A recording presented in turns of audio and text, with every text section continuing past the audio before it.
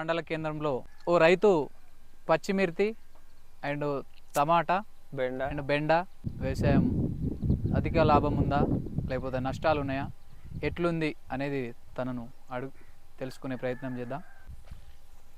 నమస్తే అండి, మీ పేరు? నా పేరు రాజు అండి. రాజు, ఈ మొత్తం మిర్చి పెట్టిరు కదా, ఇది ఎన్ని ఎకరాలు ఉంటుంది? ఇది 36 గుంటలు ఉంటుంది. 36 గుంటలు ఉంటుందా? ఓన్లీ మిర్చే పెట్టిరా ఇంకేదన్నా? టమాటా బెండ. అంటే ఈ 36 గుంటలు అన్నారా? 36 గుంటల్లో మిర్చి పెట్టిరా లేకపోతే అదే? 36 గుంటల మిర్చి, అర్ధ ఎకరం టమాటా, 5 గుంటలు బెండ ఇవి పెట్టేసినామండి. ఇప్పుడు ఇప్పటికి మిర్చి తెంపారా ఆల్రెడీ? ఓ 2 క్రాపులు తెంపినాము. ఏముంది మొత్తం ముడత మందులకి అయిపోతుంది. పెట్టుబడి ఎట్లుంది? రేట్లు ఎట్లున్నాయి? రేటు మంచిగానే ఉంది, కానీ పెట్టుబడి అనేది ముడత వచ్చేసి ఇది ఏం లాభం లేకుండా అయిపోయింది. పెట్టుబడి కూడా వెళ్ళాలి. ఇంకా మార్కెట్కి వెళ్తే లాభాలు మంచిగా ఉన్నాయి, కానీ ఇది చెట్టుకు ఈ పెట్టుబడి అనేది పిచికారి మందులు కొట్టడం ఇవన్నీ ఎక్కువగా అయిపోతున్నాయి. మొత్తం డబ్బు ఇదంతా గడ్డి కూడా బాగున్నట్టుంది. గడ్డి మొత్తం వెరైటీగా అయిపోయింది. చేను మంచిగా లేదు. ఓన్లీ మిర్చి టమాటానే పెడతారా? ఇంకా మీరు ఏదన్నా కాటన్ అండ్ వరి పంటలు ఏమైనా పెడతారు? వరి ఆల్రెడీ నారు పోసిరా? నారు పోసినాము. వరి అది ఎన్ని ఎకరాలు పెడతారు? అంటే మొత్తం మీ జాగాలైనా ఎవరైనా కౌలు పట్టుకోవాలి? కౌలుకు 3 ఎకరాలు, మాది 2 ఎకరాలు. కౌలు ఎట్లుంది ధర? కౌలు వచ్చేసి ఎకరానికి 10,000 ఉంది. 3 ఎకరాలు పట్టుకోరు, 3 ఎకరాలు 30,000 అయితే. మళ్ళీ మీది ఎంత ఉంది? మీ దాంట్లో పెడతారా? మాది ఎకరం పెడతాం. వరి మిర్చి పెట్టింది మాదే. మీదేనా కౌలు పట్టిరు? మాదే. ఓకే. ఇప్పుడు మొత్తం మీద వరి కాటన్ బెటరా మీరు? Cotton better. పత్తి బెటర్. పెట్టం. ఇప్పుడు వరి పంట బెస్టా ఈ కూరగాయలది బెస్ట్ అంటారా? కూరగాయలది బెస్టే, కానీ దానికి మందుల వల్ల రేటు ఉంటేనే బెస్ట్, లేకపోతే లేదు. మీరు ఎన్ని సంవత్సరాలే? ఒక 5 సంవత్సరాలు అవుతుంది. మీరు 5 సంవత్సరాలు స్టార్ట్ చేసారు పనిచేసుడు? మీరు మీ డాడీ వాళ్ళు కూడా చేసారు కదా? చేసారు. వాళ్ళ నుంచి మీరు కూడా ఇదే చేస్తున్నాం. అంటే ఇది బెస్ట్ ఉందంటారా?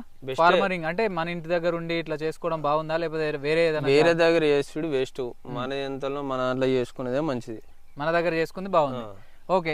చాలా ముడుతున్నట్టుంది. మరి టమాటా ఎట్లుందో ఒకసారి చూపించండి. టమాటా కూడా గట్టనే ఉంది.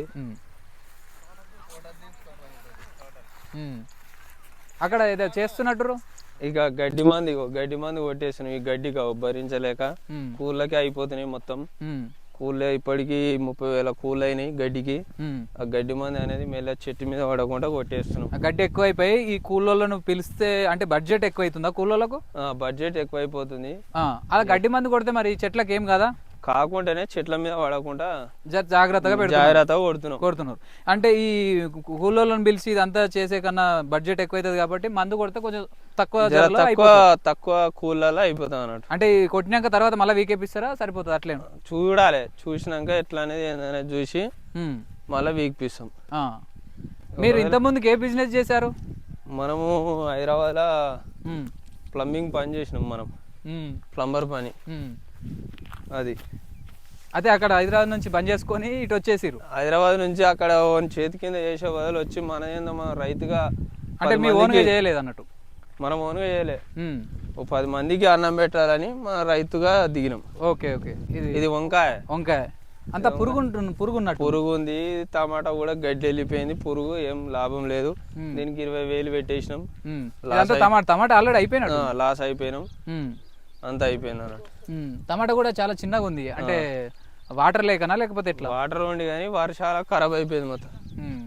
కరెంటు సమస్యలు ఏమైనా ఉన్నాయా? కరెంటు సమస్యలు అంటే ఉన్నాయి. ఏం సమస్యలు?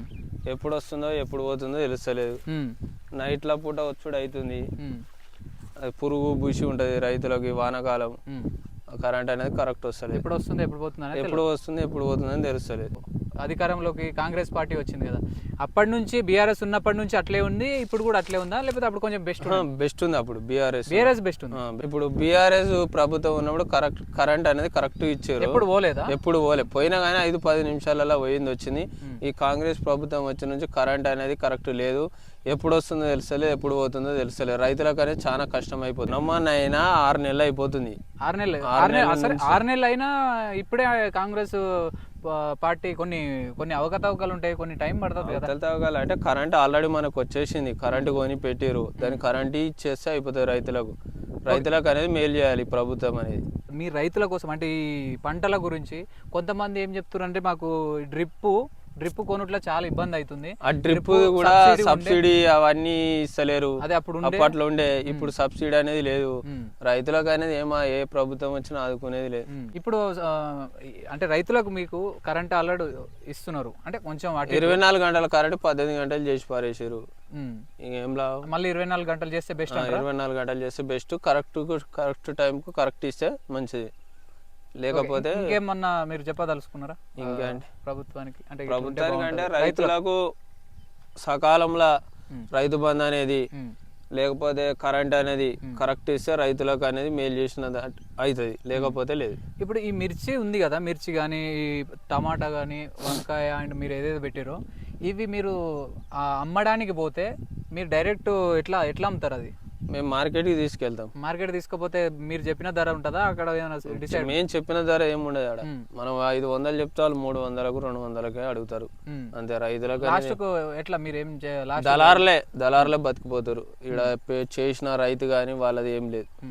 బయట దళారులు తప్ప ఎంతకో కొంతకాడ ఇచ్చేసింది మార్కెట్. ఈ కూరగాయలు వీటి పరంగా ఓకే, ఆ వడ్ల పరంగా వడ్లు అదే సిసి ఉంది కదా, అది బాగానే ఉందా? అది ఏమన్నా ఇప్పటికైతే మంచిగా ఉంది.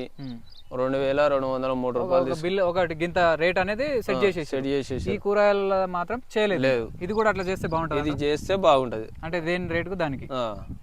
టమాటా అనేది అట్లా దళారుల అనేది ఏమి ఉండదు అంటారు కదా, ఎందుకు ఉండదు? అంటే వాళ్ళు ఇట్లా ఇప్పుడు మనం మార్కెట్ తీసుకోపోయినాము, ఇప్పుడు 300కి ఇస్తే వాడు 500కి అమ్ముకుంటాడు. ఆడు చేసేది ఉండే పీకే చేసేది ఉండే పొద్దున్న కూర్చొని అమ్ముతారు కదా. మరి వేరేటోళ్ళు దళారులు అంటే బేరకాళ్ళు అన్నాడు. అదే ఇప్పుడు వాళ్ళు చేసేది లేదు, మందులు కొట్టేది లేదు, మసాలా వేసేది లేదు, తెంపేది లేదు. మీరే కూర్చొని ఇట్లా అమ్మి అదంటే చేసుడు అంటే మనం చేయలేం కదా. ఇప్పుడు మళ్ళీ వచ్చి ఇదంతా వ్యవసాయం చూసుకోవాలి, ఇదంతా మళ్ళీ చూసుకోవాలి, మందులు కొట్టాలి, ఇదంతా మనం. ఇప్పుడున్న యువతకు అంటే బాగా స్టడీ చేసి జాబ్స్ రాక కొంతమంది ఖాళీగా ఉంటున్నారు కదా, వాళ్ళకు మీరు ఏం సందేశం ఇస్తారు? ఎవరికి? యువతకు అనేది ముందుకు రావాలని. వ్యవసాయ రంగంలోకి రావాలంటారా, లేకపోతే చదువుకునేటోళ్ళు మంచిగా చదువుకొని జాబులు చేయాలి?